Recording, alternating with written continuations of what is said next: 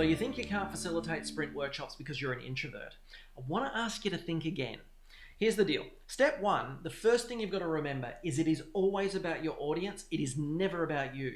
Whenever you're facilitating, especially anything brand related, you just need to remember that your insight matters, but your opinion doesn't. It is always about them, which is great for introverts because we don't like to be the center of attention.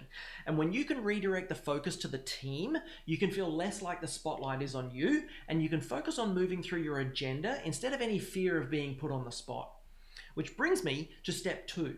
Prepare, and prepare some more. It's actually pretty simple. The more comfortable you are with your content, the more confident you will feel as a facilitator. And that confidence will help get you through any feelings of awkwardness at being front and center.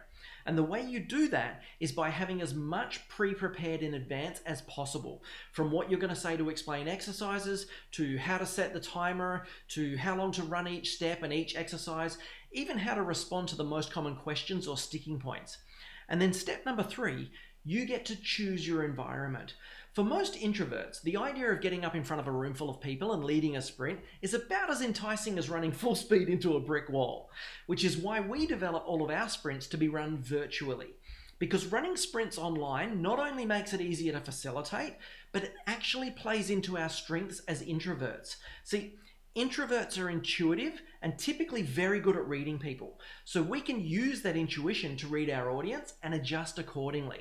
And if you have all that stuff, those three things coming together, then the answer is yes, absolutely, you can facilitate sprint workshops as an introvert, which is going to let you step into a more valuable consulting role with your clients. If that sounds interesting to you, click the button by this video and I'll help you do it. Thanks for watching.